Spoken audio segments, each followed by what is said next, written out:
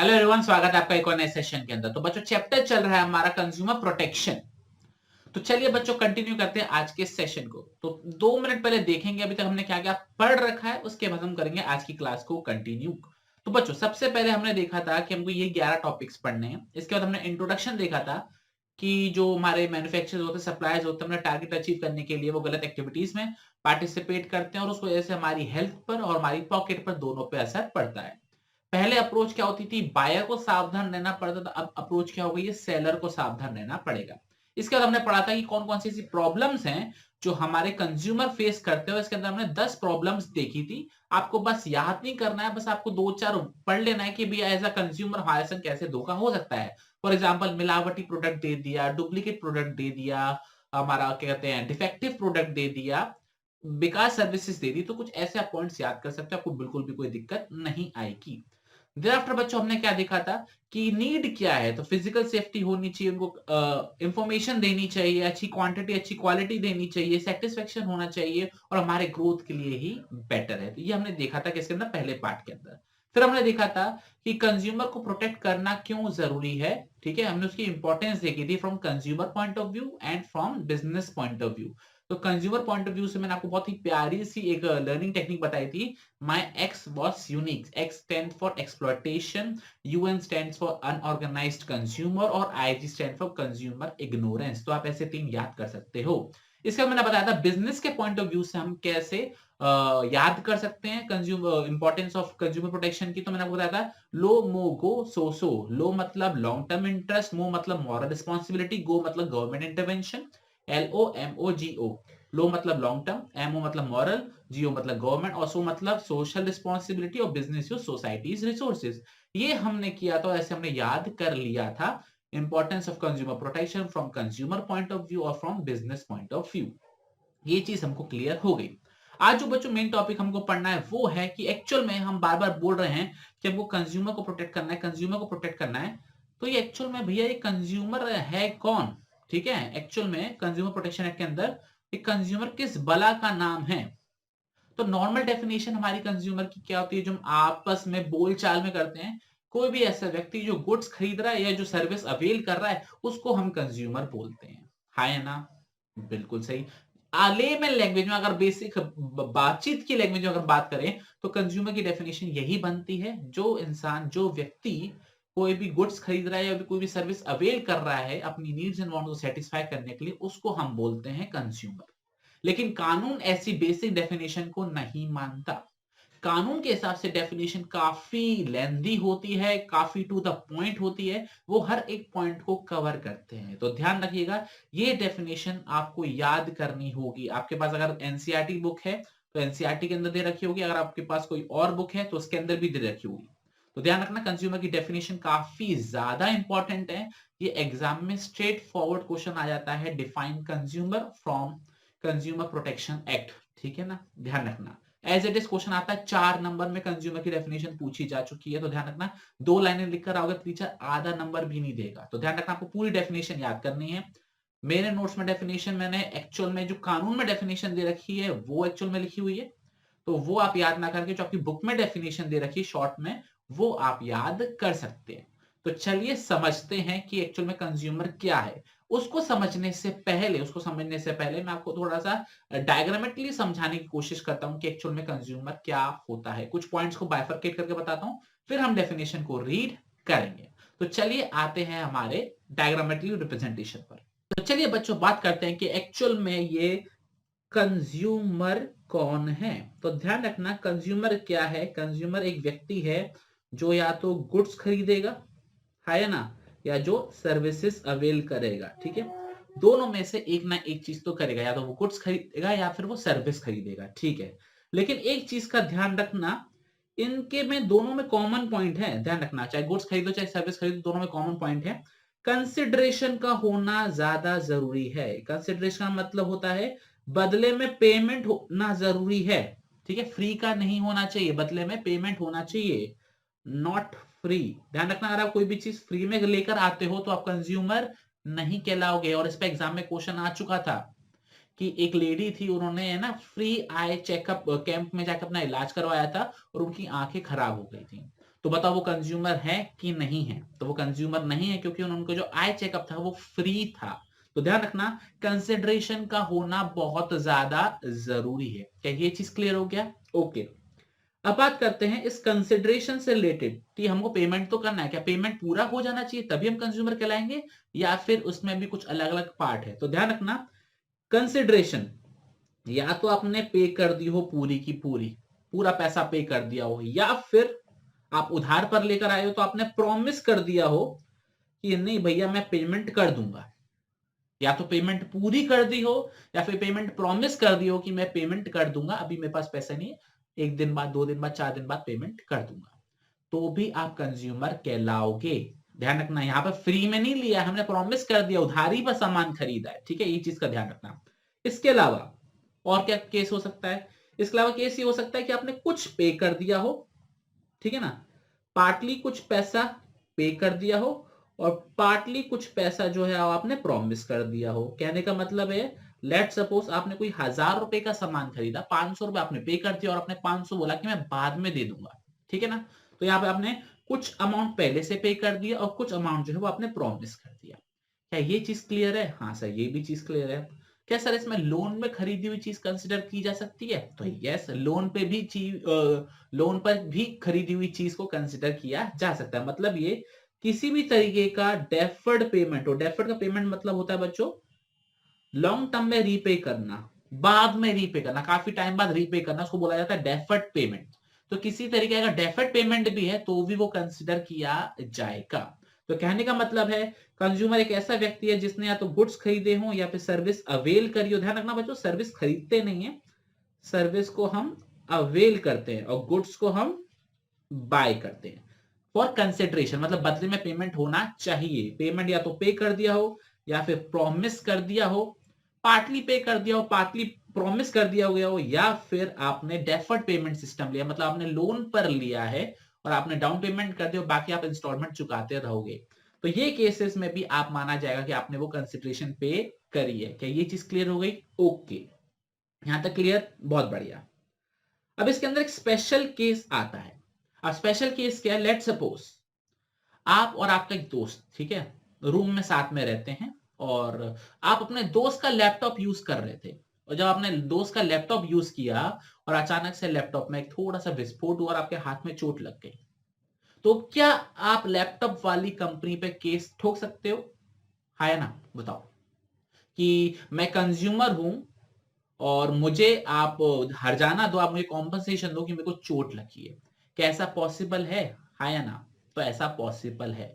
तो कहने का मतलब क्या है कि कोई गुड या कोई सर्विस किसी और ने खरीदी है, आई रिपीट, कोई गुड या कोई सर्विस किसी और ने खरीदी है, लेकिन आप खुद यूज कर रहे हो उसको, मतलब उसकी परमिशन से आप यूज कर रहे हो, तो आप भी कंज्यूमर कहलाओगे। एग्जाम्पल के तौर पर पापा इलेक्ट्रिसिटी का बिल पे करते हैं, इलेक्ट्रिसिटी का कनेक्शन किसके नाम का है?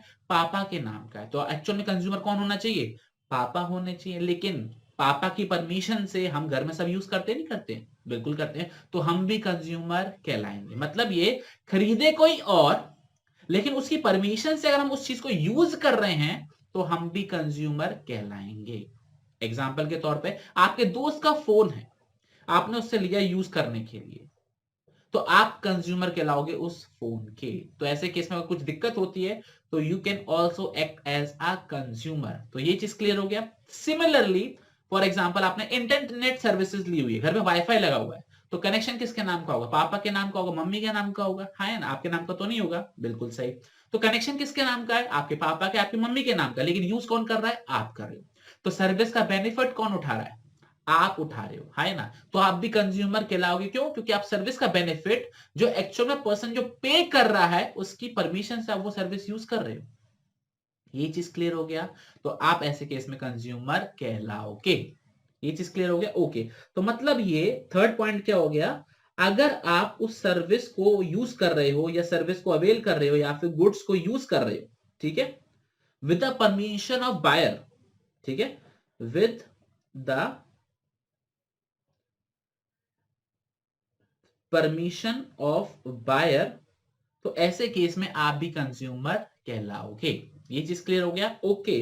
और फोर्थ पॉइंट इंपॉर्टेंट, अगर आप वो गुड्स को या फिर आप वो सर्विस को कमर्शियल पर्पस के लिए यूज कर रहे हो, आई रिपीट, अगर आप उस चीज को कमर्शियल पर्पस के लिए यूज कर रहे हो तो आप कंज्यूमर नहीं कहलाओगे। ध्यान रखना, पहले 3 पॉइंट में आपको यह बताया गया कि आप कंज्यूमर कब कहलाओगे, और 4th पॉइंट में यह बोला गया कि आप कंज्यूमर कब नहीं कहलाओगे। ये चीज क्लियर हो गया? तो पहला, कंसिडरेशन का पेमेंट होना जरूरी है, ये चीज क्लियर हो गया? ओके। दूसरा पॉइंट क्या दे रखा है, या तो पेमेंट आपने कर दी हो या प्रॉमिस कर दी हो, कुछ पे कर दिया हो, कुछ प्रॉमिस कर दिया हो, या फिर आपने लोन पर लिया हो। तो उन्होंने लोन वर्ड यूज ना करके क्या यूज किया है, डेफर्ड पेमेंट सिस्टम, मतलब बाद में पेमेंट करने का कोई अपने सिस्टम अपनाया हुआ है तो भी वो आप कहलाओगे कंज्यूमर। ये चीज क्लियर हो गया? तीसरी चीज उन्होंने क्या बोली है कि खरीदा किसी और ने, सर्विस का पेमेंट करा किसी और ने, लेकिन उसकी परमिशन से मजे आप ले रहे हो, सर्विस का बेनिफिट आप ले रहे हो, गुड्स को यूज कौन कर रहा है, आप कर रहे हो, तो ऐसे केस में आप कंज्यूमर कहलाओगे। ये चीज क्लियर हो गया? ओके। तो 3 पॉइंटों में बताया कि कंज्यूमर कब कहलाओगे, और 4th पॉइंट में उन्होंने क्या बात बोली कि आप कंज्यूमर कब नहीं कहलाओगे, जब वो आप गुड्स को कमर्शियल पर्पस के लिए यूज कर रहे हो, ठीक है, तब आप कंज्यूमर नहीं कहलाओगे। तब तो आप ट्रेडर हो गए ना, तो आप कंज्यूमर नहीं हो। कंज्यूमर मतलब होता है पर्सनल कंजम्पशन के लिए यूज कर रहे हो, लेकिन बिजनेसमैन क्या होता है, ट्रेडर क्या होता है, कमर्शियल पर्पस के लिए यूज करता है, कहीं से सामान खरीद के लेकर आता है, कहीं पर बेच देता है, तो ऐसे केस में कंज्यूमर नहीं कहलाओगे। तो इन शॉर्ट, पहले 3 पॉइंट के अंदर आपको बताया गया है कि कब आप कंज्यूमर हो, और 4th पॉइंट के अंदर आपको क्या बताया गया है, कब आप कंज्यूमर नहीं हो। ये चीज क्लियर हो गया? तो ध्यान रखना, नोट्स के अंदर गुड्स के लिए चारों बातें बोली गई हैं और फिर सर्विसेज के लिए चारों बातें बोली गई है, ठीक है ना? तो इसलिए मैंने इसको कंबाइंड करके इसके अंदर लिख दिया है। एक बार डेफिनेशन को हम बस बुक से रीड कर लेते हैं, मतलब अपने नोट से रीड कर लेते हैं, फिर हम आगे बढ़ेंगे। क्या ये चीज आपको क्लियर हो गई? ओके। तो चलिए बच्चों, चलते अपने नोट्स की तरफ। तो बच्चों, अब हम आ गए अपने नोट्स के ऊपर। तो नोट्स क्या दे रखा है, मीनिंग ऑफ कंज्यूमर क्या दे रखा है, as per consumer protection act. ध्यान रखना, कानून के हिसाब से डेफिनेशन आपकी याद होनी चाहिए। क्या दे रखा है, अ कंज्यूमर में बी डिफाइंड एज अब any person who buys any good, ध्यान रखना, who buys any good for consideration, मतलब पैसा पेमेंट होना चाहिए, किसी चीज के बदले में आपने खरीदा होना चाहिए, फ्री का नहीं होना चाहिए। which has been, मतलब कंसिडरेशन या तो पे कर देनी चाहिए या फिर प्रॉमिस कर देनी चाहिए, पार्टली पेड या फिर पार्टली प्रॉमिस हो जाना चाहिए, या फिर under any scheme of deferred payment, मतलब आपने कोई लोन वगैरह लिया हुआ तो भी माना जाएगा। ये चीज क्लियर हो गया? कंसिडरेशन होना चाहिए paid, promise, partly paid, partly promise, या फिर deferred payment system. It includes, तीसरा point, any user of such good when such use is made with the approval of buyer, मतलब खरीदा किसी और ने लेकिन उसकी परमिशन से आप यूज कर रहे हो तो आप भी कंज्यूमर कहलाओगे। क्या ये चीज क्लियर हो गया? ओके। और 4th point, but it does not include, negative point, it does not include a person who obtain goods for resale or any commercial purpose, मतलब ये अगर आप रीसेल के लिए फिर कमर्शियल पर्पस के लिए गुड्स को खरीदते हो तब आप कंज्यूमर नहीं कहलाओगे। क्या ये चीज आपको बच्चों क्लियर हो गई? बहुत सही।